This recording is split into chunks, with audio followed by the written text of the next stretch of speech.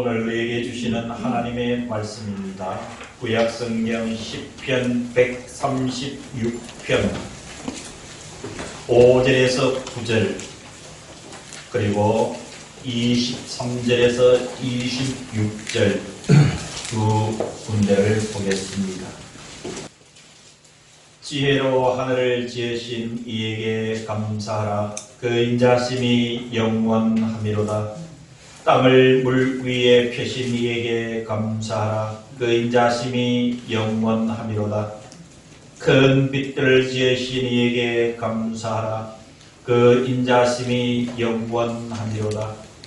때로 낮을 주관하게 하신 이에게 감사하라. 그 인자심이 영원하미로다.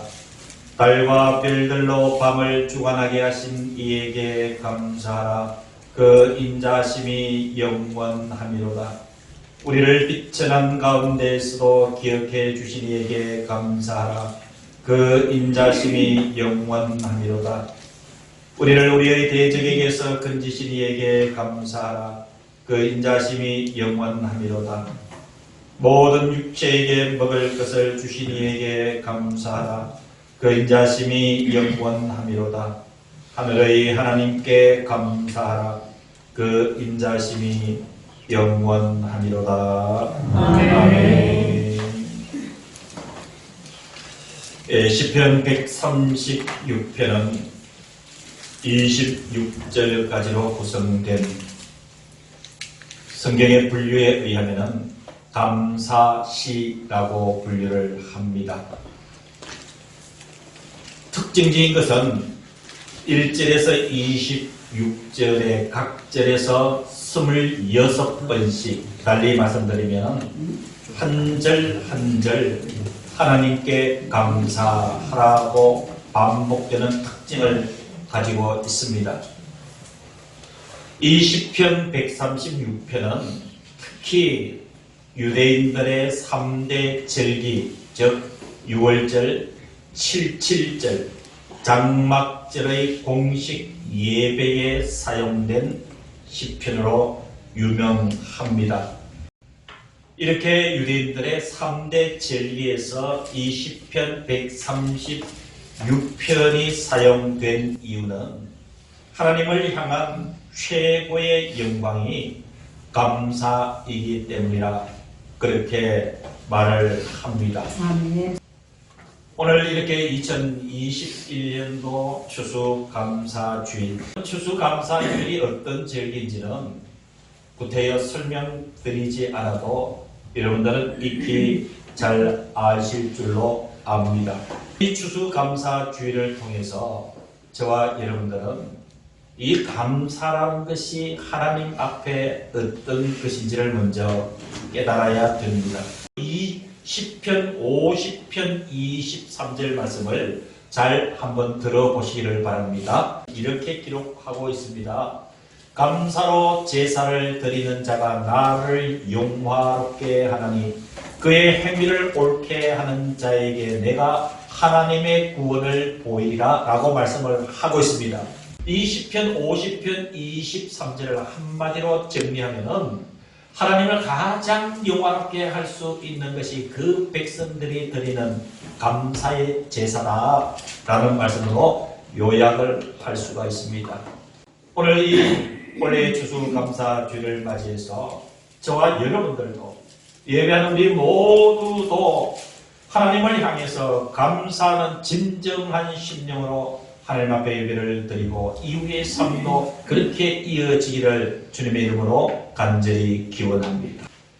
우리는 왜 감사해야 되는가? 우리가 감사해야 될 때는 그 이유가 분명히 있어야 감사가 됩니다.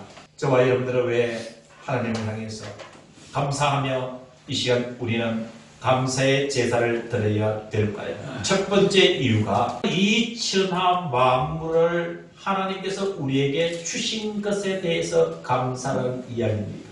우리가 실체적으로 보면은 여러분 이 자연 전체의 어떤 크기나 분량을 보면은 우리 개인 한 사람 한 사람은 자연에 비교할 수 없을 만큼 미미하고 작은 존재입니다. 여러분 저 큰 태양과 나를 어떻게 비교를 할 수가 있습니까? 저 밤이면 떠는 저 달의 크기와 저와 여러분들의 크기를 어떻게 비교할 수가 있습니까? 이 하늘에 반짝거리는 저 별들을 땅으로 내려서 나와 비교해 본다면 여러분 그 별과 저와 여러분들을 어떻게 비교를 할 수가 있겠습니까? 이 세상에 존재하는 하나님의 모든 피조 세계를 인간인 저와 여러분들을 위해서 주셨다라는 이 말씀 앞에 감사할 수 있기를 주의 이름으로 축원합니다. 여러분 해가 주연이 아닙니다. 달이 주연이 아닙니다. 지구가 주연이 아닙니다. 여러분 인간인 저와 여러분들이 주인공이요 주연입니다. 세상의 모든 피조물들은 조연에 불과합니다. 우리의 얼굴을 아름답게 만들어주기 위해서 하나님께서 창조해 놓으신 것이 여러분 이 땅에 존재하는 모든 자연인 줄로 믿으시기를 주의 이름으로 축원합니다. 그래서 여러분 5절에 보니까 지혜로 하늘을 지으시니에게 감사라고 말씀해 주고 있습니다.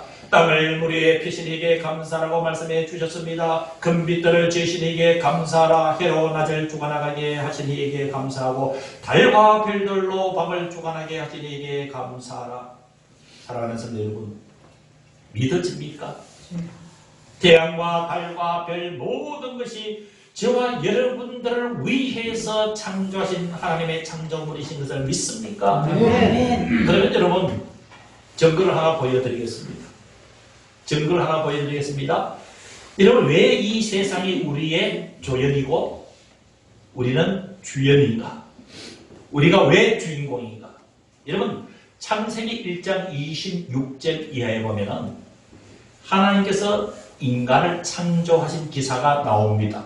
근데 중요한 것은 창세기 1장 26절 이전에 하나님께서는 하늘의 해와 달과 별과 모든 자연물들을 다 만들어 놓으시고 하나님께서 인간을 이렇게 창조하셨습니다. 여러분 읽어드릴 이 말씀 창세기 1장 26절에서 30절을 요약해서 읽어드릴 테니까 잘 들어보시기를 바랍니다. 하나님이 저와 여러분들을 만드실 때 이렇게 말씀하셨습니다. 우리의 형상을 따라 우리의 모양대로 사람을 만들었다. 여기서 우리는 성부, 성자, 성령 삼위일체의 하나님이십니다. 저와 여러분들은 하나님의 형상을 따라 만드시고 하나님의 모양대로 사람을 만들고 온 땅의 것을 다스리게 하자라고 말씀하셨습니다.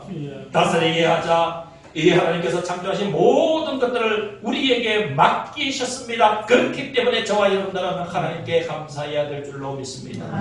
창세기 1장 28절 이하에 하나님이 그들에게 복을 주시며 이르시되 생육하고 번성하여 땅에 충만하라. 땅을 정복하라. 땅에 움직이는 모든 생물을 다스리라. 29절 이하에는 지면의 모든 동물과 식물들은 너희의 먹을거리가 될 것이라 하니 그대로 되리라. 그대로 되리라. 사랑하는 성도 여러분, 우리는 분명히 알아야 됩니다.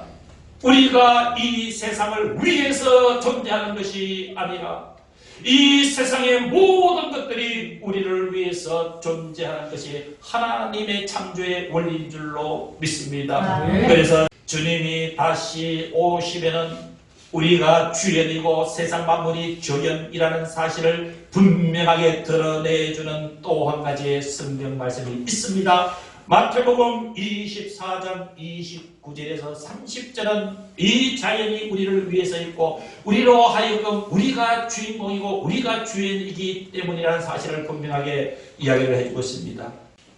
마태복음 24장 29절에서 30절 말씀을 정리해서 여러분들에게 읽어드리겠습니다. 그날 환난 후에 이 세상이 마지막 날이 될 때를 이야기를 합니다. 그날 환난 후에 즉시로 해가 어두워지며 달이 빛을 내지 아니하며 별들이 하늘에서 떨어지며 하늘의 군능들이 흔들리리라. 그때에 그들이 인자가 구름을 타고 능력과 큰 영광으로 오는 것을 보리라. 이러면 좀 이해하기 어려울 수도 있지만은 이러면 마태복음 24장은 종말장입니다. 정말로 이 세상이 마지막에 오는데 그때 상황이 어떠하냐라고 매우 세세하게 설명해 주고 있는 성경이 마태복음 24장입니다. 만약에 사람이 주인공이 아니고 해와 달과 별들이 주인공이라 하면은 하나님께서 누구를 먼저 심판하겠습니까? 인간을 먼저 심판하고 주인공이 되는 해와 달과 별들은 나중에 심판하실 거예요. 근데 인간을 심판하시기 위해서 먼저 자연, 이 조연인 자연을 먼저 심판을 하는 거예요. 그게 바로 해가 어두워지고 달이 빛을 내지 않고 별들이 하늘에서 떨어지며 하늘의 군등들이 흔들린다. 조연들을 먼저 정리를 하고 그 다음에 주연인 인간의 심판을 위해서 하나님을 믿는 사람은 하나님의 품으로, 하나님을 믿지 않는 사람은 또 다른 곳으로 그 일을 하시기 위해서 하나님께서 구름을 타고 능력과 권능으로 오리라고 말씀을 해주고 있습니다. 되새겨보면서 감사의 조건들이 회복되는 은혜가 있기를 주님의 이름으로 간절히 축원합니다. 두 번째는 시편 136편의 뒤쪽 단락인 23절에서 26절을 보면은 우리가 또 감사해야 될 조건들을 분명하게 말씀을 해주고 있습니다. 하나님이 우리의 인생을 책임져 주신다는 사실입니다. 저와 여러분들이 살아온 삶의 여정이 우리가 짧은 아이들도 있지만 70년, 80년 이상이 되는 인생의 연륜을 살아오신 성도들도 에게는 많습니다. 우리가 한번 돌이켜 볼 수 있기를 간절히 기원합니다. 저와 여러분들이 태어나서 오늘 여기까지 이르를 때까지 하나님께서 저와 여러분들을 얼마나 많이 책임져 주셨는가 하는 이 문제가 이 감사절을 통하여서 하나님 앞에 진정하게 나의 삶을 통한 하나님의 감사가 이어져야 될 줄로 믿습니다. 하나님께서 저와 여러분들을 책임져 주신 하나님의 이 말씀에 23절에 보니까 하나님께서 우리 인생을 얼마나 철저하게 책임져 주셨는지 첫 번째가 우리를 비천한 가운데서도 기억해 주신 이에게 감사라 그 인자심이 영원하리로다 라고 말씀을 해주고 있습니다. 우리를 비천한 가운데서도 기억해 주신 이에게 감사라. 여러분, 비천한 가운데, 비천하다는 의미는 아주 낮은 자리에 소외된 자리, 괴로운 자리를 이야기를 합니다. 그래서 여러분, 이 비천한 가운데라고 하는 이 성경의 역사적 배경은 세 가지 경우를 이야기를 합니다. 그 첫 번째가 성경의 그 역사적 배경은 영적으로 암흑기였던 사사시대를 이야기를 합니다. 그리고 두 번째로 개인적인 경우는 다윗이 겪은 여러 고통의 시간들을 이야기를 합니다. 주로 그가 왕 위에 오르기 이전에 사울에게서 받았던 그 고통, 그리고 왕위에 오른 뒤에 그 자식 압살롬의 반역으로 인해서 받았던 그 고통들이 바로 오늘 성경은 비천한 가운데라고 하는 역사적 두 번째 배경을 이야기를 하고 있습니다. 세 번째, 여러분, 이스라엘 백성들이 비참한 가운데 빠졌던 경우는 바벨론의 포로로 잡혀갔을 때입니다. 비천하다는 이야기는 한 민족을 중심으로 역사적인 배경으로서는 이러한 배경을 가지고 있지만 개인적인 우리의 삶을 통해서는 비천한 가운데 빠졌다고 하는 것은 삶에서 겪는 여러 가지 고통스러운 상황들을 이야기를 합니다. 저와 여러분들이 가끔은 우리의 인생을 돌이켜 볼 때가 많습니다. 그럴 때마다 우리의 삶에 견딜 수 없는 고통스러운 때들, 그리고 그 순간들도 많았음을 우리는 알 수가 있습니다.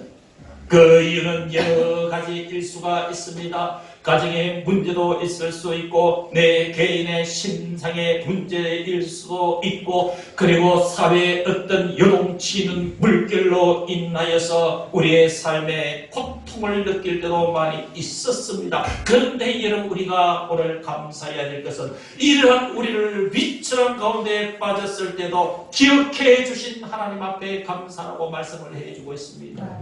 하나님께서 우리를 기억해 주셨다라고 하는 이 의미는 은혜를 베풀어 주셨다는 사실입니다. 오늘 저와 여러분들이 참으로 아쉽고 부족한 것들은 많이 있다 할지라도 저와 여러분들의 인생의 지금까지는 참으로 삶의 어려운 개인적인 고통, 민족의 어떤 어려움 속에서 쉬어라 치는 어려움이 우리를 힘들게 할 때도 많았지만은 그러한 가운데서도 우리를 기억해 주셨다는 의미는 하나님께서 은혜를 베풀어 주셨다는 사실입니다. 아멘. 그 순간순간마다 그 모든 어려움을 겪어 이겨 나갈 수 있게 된 그 배경에는 우리를 사랑하시는 하나님의 그 은혜가 있었기 때문에, 그 사랑이 있었기 때문에, 그 주님의 세계하신 손길에 도우심이 있었기 때문에 오늘의 저와 여러분들이 존재하는 줄로 믿으시기를 바랍니다. 그래서 저와 여러분들은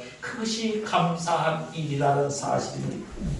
두 번째는 24절에 우리의 인생을 책임져 주시는 두 번째 하나님의 말씀은 우리를 우리의 대적에게서 건지신 이에게 감사라라고 말씀해 주고 있습니다. 우리의 대적에게서, 우리의 삶의 대적이 꼭 총과 칼을 들고 우리의 목숨을 훔치려고 하는 어떤 유기물에 대한 대적만 있을까요? 보이지 않는 영적인 우리의 대적들도 많이 있습니다. 죄와 사망의 권세를 틀어잡고 우리를 그 죄와 사망의 권세 아래에 굴복시키려고 하는 사단의 권세가 여러분 가장 대표적인 우리의 대적인 줄로 믿습니다. 저와 여러분들의 일상을 바라보면 우리의 육신적으로 그리고 우리의 영적으로 우리의 대적은 죄와 사망의 권세를 잡고 있는 사단의 권세, 그것을 이용해서 우리의 삶에 불어닥쳐오는 여러 가지 환난과 역경들을 사용을 해서 우리의 대적들은 우리를 힘들게 할 때가 여러분 우리 인생에 너무도 많았다는 사실을 부인할 수가 없습니다. 우리의 대적은 셀 수 없이 많았습니다. 그런데 우리가 감사해야 될 것은 그들의 대적에게서 건지신 이에게 감사하라. 건지신 이에게 감사하라. 이 건지다라고 하는 성경의 동사는요, 잡아채다라는 뜻이에요. 잡아채다. 잡아채다. 달리 얘기하면은 물결에 휩싸여서 떠내려가는 나를 하나님께서 잡아채었다. 그게 첫 번째 의미예요. 두 번째 의미는 잡아채서 회복시켜 주신다는 의미예요. 아멘. 하나님의 은혜가 뭐냐면은 우리 대적들이 우리를 집어삼키려고 할 때 하나님이 우리를 잡아채서 건져주지 아니하셨더라면 여러분 지금 우리들의 이 모습이 과연 존재했겠느냐.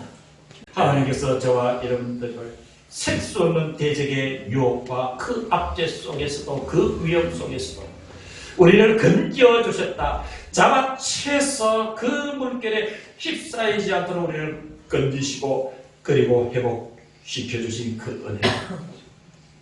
여러분 우리의 삶을 돌이켜볼 때에 분명한 그런 증거가 감사의 요건들이 있는 줄로 믿습니다. 아멘. 그것을 찾아서 감사하는 저와 여러분들이 될 수 있기를 주님의 이름으로 간절히 축원합니다. 세 번째는 25절에 보니까 우리가 또 감사해야 될 것은 모든 육체에게 먹을 것을 주신 이에게 감사하라. 모든 육체에게 먹을 것을 주신 이에게 감사하라. 여러분 먹을 것은 생명 연장의 수단입니다. 지금 우리에게 21세기 이 풍요한 시절 특히 우리 대한민국 전 세계 경제 순위 10위권에 있는 우리 대한민국 국민인 우리 성도들에게 먹을 것을 주신 것을 감사라고 하는 말씀이 와닿지 않을 수도 있습니다. 그러나 여러분 어르신들은 40-50년 전만 돌이켜 보시면 먹을 것에 대한 문제는 얼마나 심각한 인생의 문제였는지 우리가 알 수가 있습니다. 지금 우리나라가요, 저 앞에 아프리카 같은 소말리아 같은 이런 나라에 우리 지금 교회 학교에서 그 아이들을 위해서 아이들이 흥정한 것을 보내고 있습니다. 보내고 있는데 여러분 주변에 보면은 그 기관 이름이 굿네이버스예요. 굿네이버스 교회 학교에서 지원하는. 그런데 여러분 놀라지 마십시오. 우리가 10,000원을 보내면은요 소아시아 어린 아이들이 3일을 밥을 굶지를 않고 10,000원을 보내면은 한 아이가 3일 동안 먹어요. 눈이 팽하게 해가지고 먹을 것이 없어요. 있어야 먹이죠. 있어야. 그런 나라들은 물을 먹어도요 아이들이 물통을 들고 8km, 10km로 가가지고 물을 떠오는데 전부 구정물에 흙탕물이에요. 그러다 수인성 전염병이 생겨서 얼마나 많은 생명들이 희생이 되는지 몰라요. 거기다가 먹지 못하니까. 여러분 지금 이 대변천지 이 시대에도 여러분 그러한 나라들이 너무도 많습니다. 저와 여러분들이 때마다 우리가 때가 되어서 그저 밥을 넣고 반찬을 먹는 그 하루의 그 때지만은 여러분 우리가 그것을 바라보면서 하나님께서 우리 모든 일체에게 먹을 것을 주신다. 이 감사가 다시 한 번 더 회복되는 은혜가 있기를 주님의 이름으로 간절히 축원합니다. 오늘 말씀의 결론을 내립니다. 앞에서도 말씀드렸다시피 시편 50편 23절 말씀을 다시 한 번 더 읽어드리겠습니다. 감사로 제사를 드리는 자가 나를 영화롭게 하나니 그의 행위를 옳게 하는 자에게 내가 하나님의 구원을 보이리라. 우리가 하나님을 영화롭게 할 수 있는 일들은 너무도 많습니다. 오늘 하나님께서 저와 여러분들에게 진정코 나를 영화롭게 하는 것은 감사하는 마음이라고 말씀을 해주고 있습니다. 아멘. 감사하는 마음의 자세는 그 행위를 옳게 하는 것이라고 또한 말씀을 해주고 있습니다. 오늘 하나님께서 저와 여러분들 이 한국교회를 향해서 원하시는 한 가지는 감사가 회복되기를 원하는 줄로 믿습니다. 아멘. 우리의 삶의 여정에 흔적 시간마다에 임하셨던 하나님의 그 감사의 조건들을 다시 한번 발견하면서 이 한 해가 다가기 전에 우리의 인생이 더 저물기 이전에 그 감사하는 마음들을 회복해서 진정으로 하나님과 나 사이에서 하나님 감사합니다. 하나님 감사합니다. 하나님 감사합니다. 내 심령 깊은 데서 우러나오는 진실한 이 감사를 통해서 하나님께서 영광 받으실 때 그 감사가 또 다른 감사로 이어지게 축복하시는 하나님의 은혜를 우리는 경험하게 될 줄로 믿습니다. 아멘. 기도하겠습니다. 이제는 우리 구주 예수 그리스도의 은혜와 하나님의 거룩하심과 성령 하나님의 교통하심의 역사가 추수감사주일 예배를 드린 사랑하는 모든 성도들 그리고 귀한 어린 생명들 병상에서 가정에서 또한 출타하여 있는 모든 성도들의 삶의 그 자리 위에 이제부터 영원까지 함께 하시기를 간절히 축원하옵나이다. 아멘.